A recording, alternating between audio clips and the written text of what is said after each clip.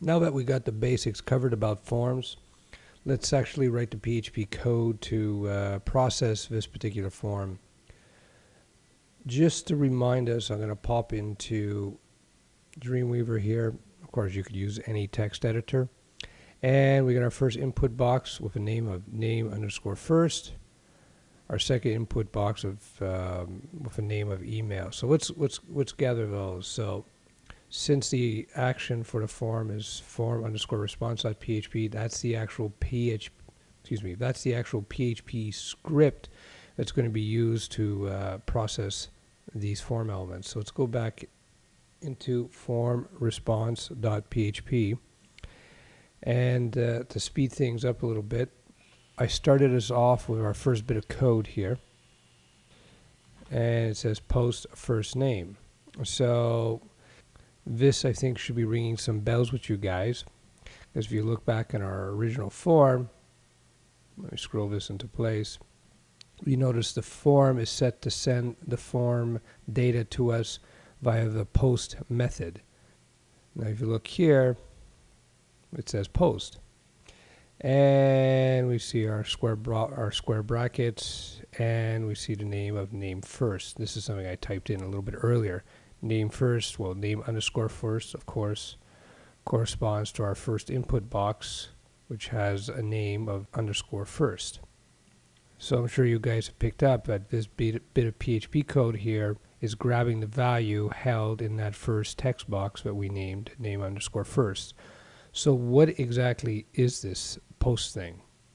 This is something new that we haven't discussed yet in PHP, something called a superglobal.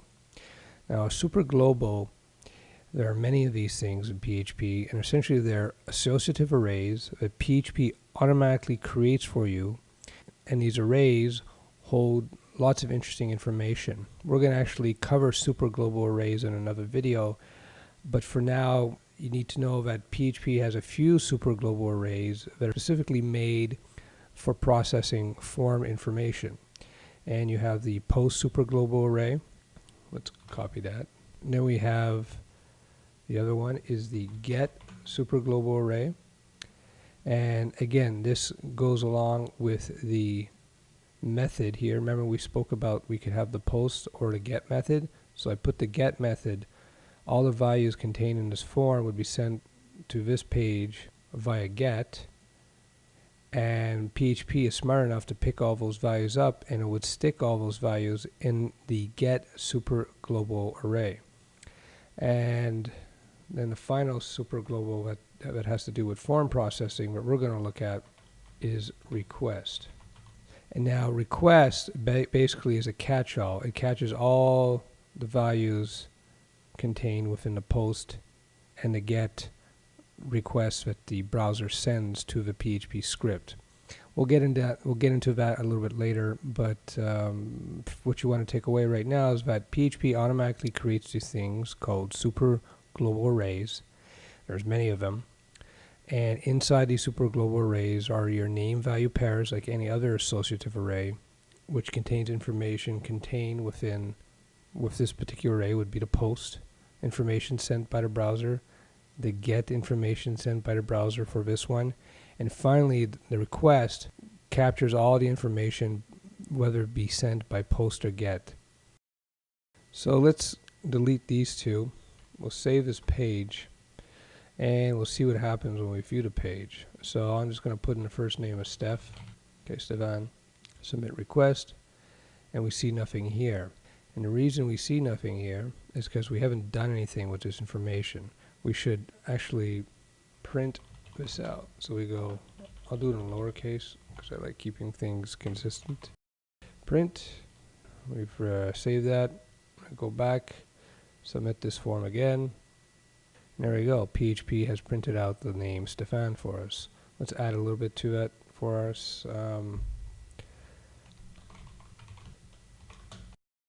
Save that. Let's try again. We could actually just refresh the page. There we go. First name Stefan. So you can see here where our first videos where we started looking at how to handle print function, how we could add strings together and so forth. comes in handy when we're dealing with the form. Another way we can do this, we could go print double quotes colon. We just take this, put it in a couple of curly brackets, save that, hit refresh. Parse error, unexpected semicolon. So let's go back and check that out, see what we did wrong. Of course, this right here. So I'm just going to delete that, refresh again. There we go. Again, we're using, this is an easier way to actually insert variables into strings. Now, we could copy that, and I'll show you how to do something here.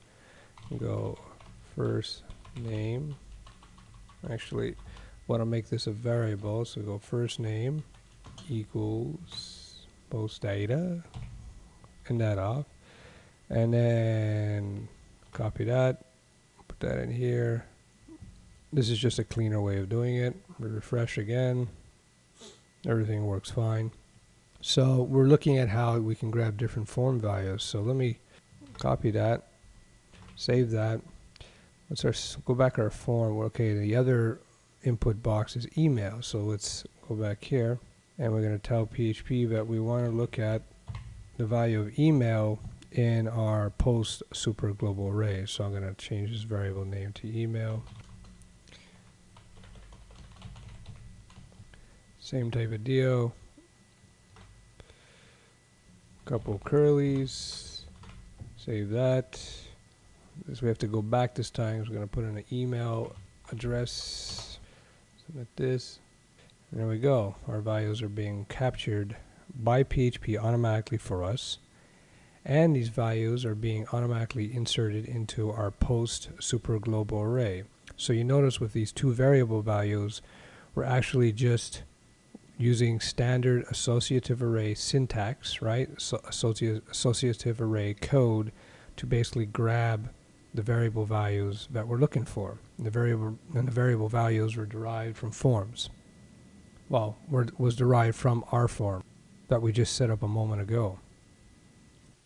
As an experiment and to just prove a point, let's go back to our form.php page, and let's change the form method to get.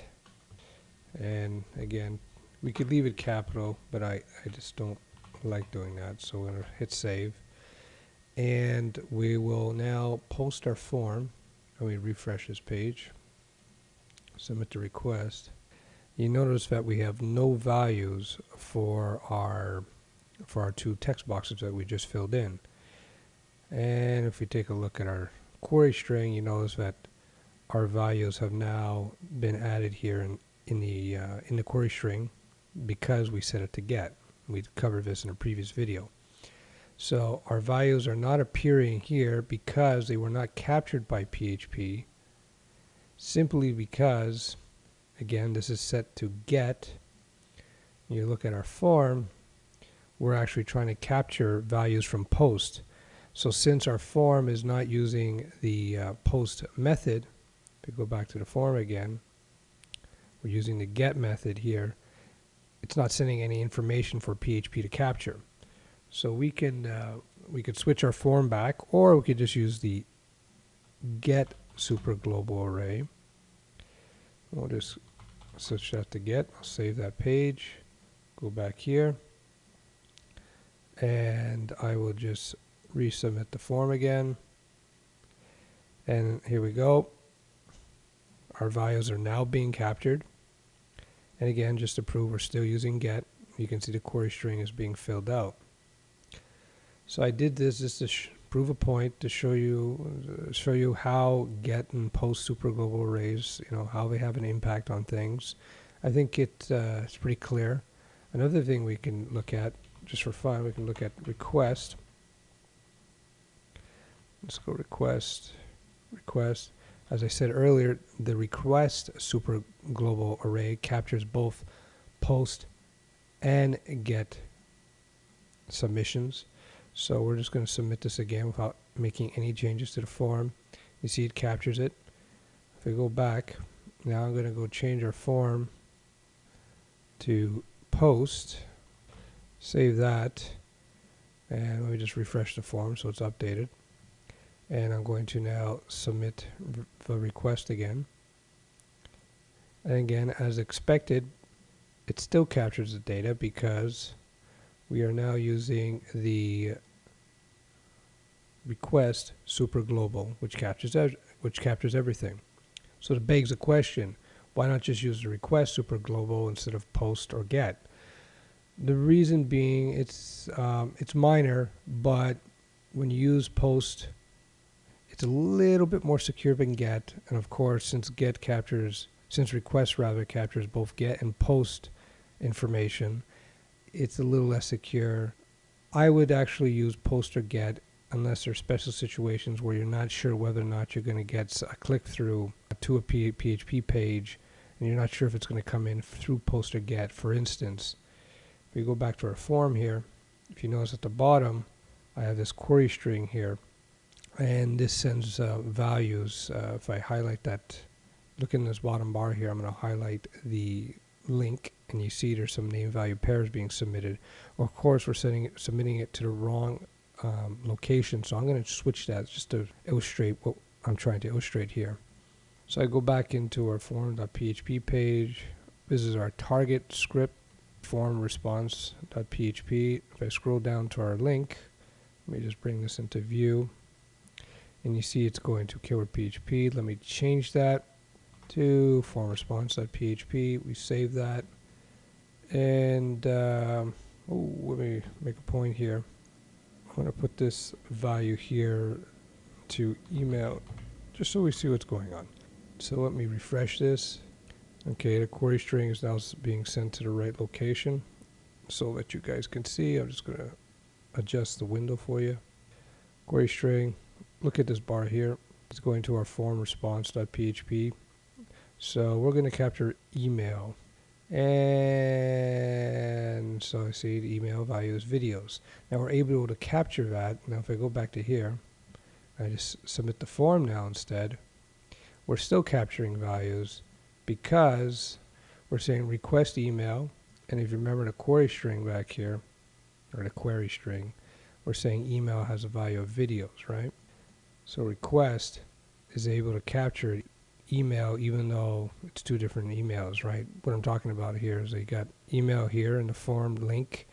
Email has a value of videos. And you go up here, email has a value of, email is derived from the form tag, which people have to fill in. So you see how the request is a catch-all, but you can also see how requests may cause some problems where if you do have a form where you're targeting the same PHP page and you're sending query string data, or optionally you may send form data and you have variables with the same name, there could be a conflict. You're going to have to work it out on a per situation basis. In the next video on forms, we're going to look at processing the rest of this HTML form here. And we're going to then take the information in that form and we're going to send it via email. We're going to use PHP to gather the information, grab it up, and send it via email. So this will basically allow us to create a basic PHP contact form. And it's a little tool that you could use to create simple surveys. And I've used it quite a bit actually on killersites.com over the years. And I'll show you how you can do that. And we'll have our first practical and usable PHP code that you can use in your own websites.